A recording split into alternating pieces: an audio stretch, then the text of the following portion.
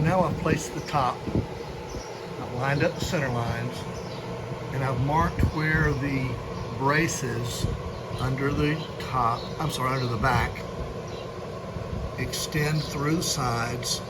I will come in and make marks on the kerfing where that is, and I will take a little Dremel and route those slots out for a nice tight fit.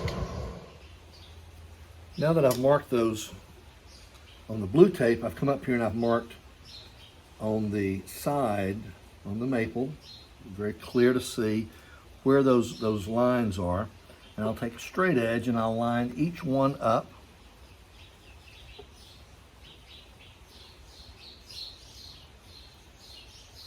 And this way ensures that it's coming straight across the body. This will be the guide that I use when I cut these slots here. This one's right on a kerf, so that makes it a little difficult. So I'll mark the inside. I'll move up to the next mark.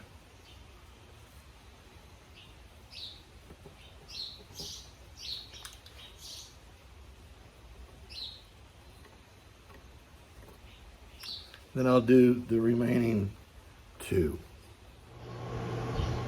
Now that I've marked this,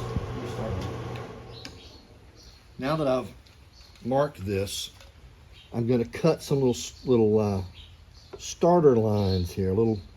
Cut little kerfs, so I'll know when I get my Dremel out where to cut to.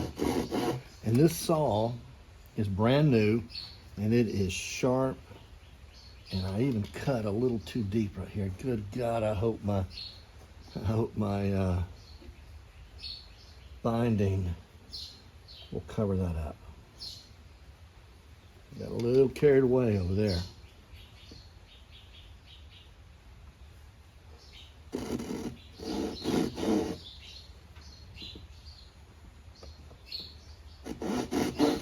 The braces that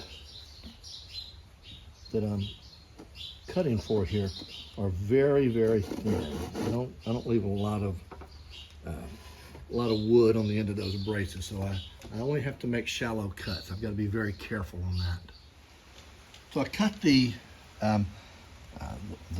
the kerfing on the top brace, got everything lined up, and then this I need to remove this so this will sit flush with the top brace block. The top block. So I'm going to, I just turned it upside down with it in that, with those braces in the slots that I had cut, flipped it over and drew a mark, and now it's just a matter of removing this so it'll sit up flush against that.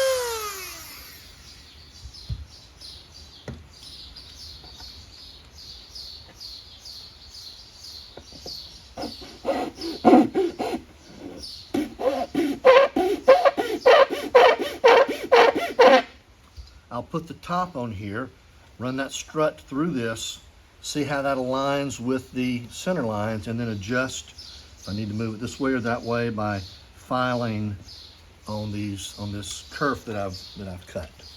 It is now time to glue the back onto the sides.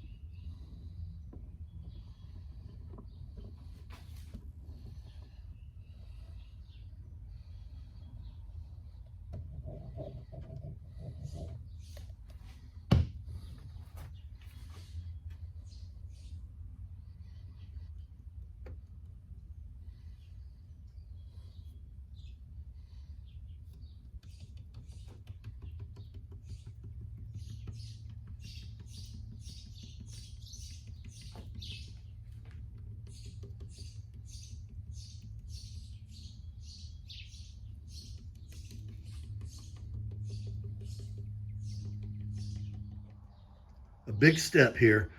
The back has been glued on. You can see there's no squeeze out. I did not have to clean any squeeze out. The braces, the little bit of a gap there, but pretty tight cuts.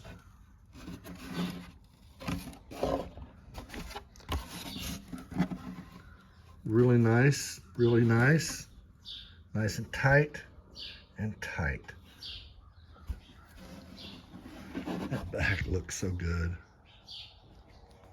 So we have, now the next step is to take this over to my router and trim those edges up.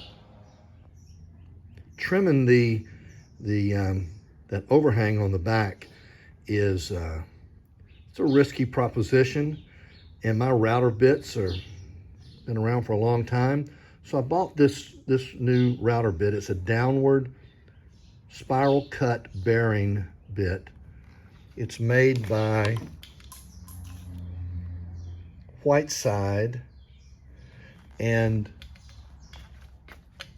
the reason I bought it is when you're cutting this, when you're routing this, the straight cut bit has a tendency to get in here and catch and can tear out. And on rosewood, I've had that happen a couple times. But with rosewood, it actually happened once. With the rosewood, it caught and broke it on the grain. I was able to glue it back and you couldn't even tell. Because of the figure in this maple, I'm very nervous about that. So what I'm going to do is I took a piece of wood and I glued a piece of maple to it, and I'm gonna flush trim this first to make sure that I've got the right bit and this is gonna work. And then I will, if all goes as planned, I will then route and trim the sides of the guitar.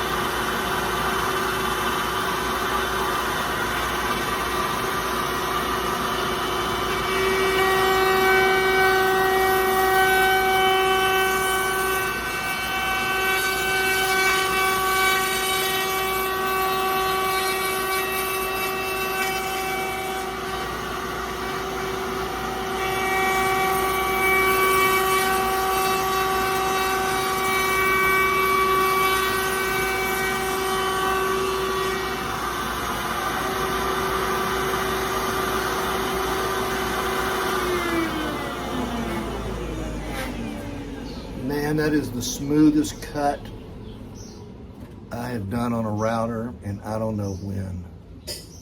Yeah, that bit was worth the money. It wasn't crazy expensive. I think it was 45, 50 bucks, but I highly recommend it. The next step will be to attach the top to close the box. But before I do that, a couple of things I want to do first. I want to come in here, get some sandpaper, try to clean these sides up a little bit. They look pretty rough. This looks pretty good. There's a little bit of squeeze out that I want to clean up. There's some chalk marks here. I just want to clean all of this up, get it real pretty. Get rid of these center lines right here. Of course, I need to leave this one so I can line the top up, and same back here. And then I'm going to cut out and attach my label. And the reason I have 4 of them is because I just have a terrible signature. And so I scratched out my signature 4 times, and I'll pick one, and I will glue it down right here so you'll see it through the sound hole. So attaching the top is the exact same procedure as attaching the back. I'll come in here and cut the little channels where the braces will extend. And the main difference is, of course, these braces run from side to side. And here, of course, you've got an X brace and the upper transverse. So, so 1, 2, 3, and then the same on this side. So there will be 6 instead of 8 little channels that I'll have to cut. So I'm not going to video that.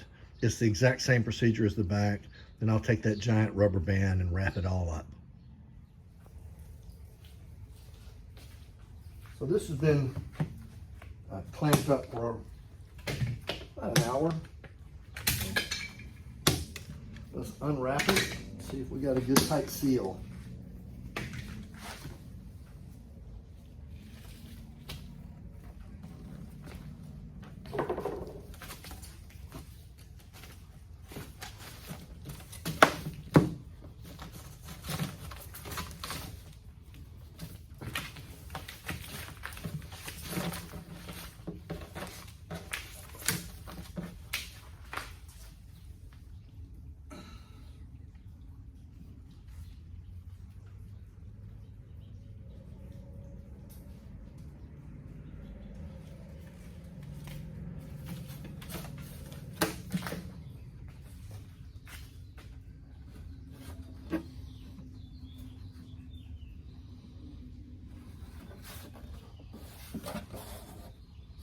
Yeah, time to take it over to the router table and use that new down cut spiral bit, trim it up, sand it, get it nice and smooth, then cut the binding channels. So my next video will be on prepping and doing the binding.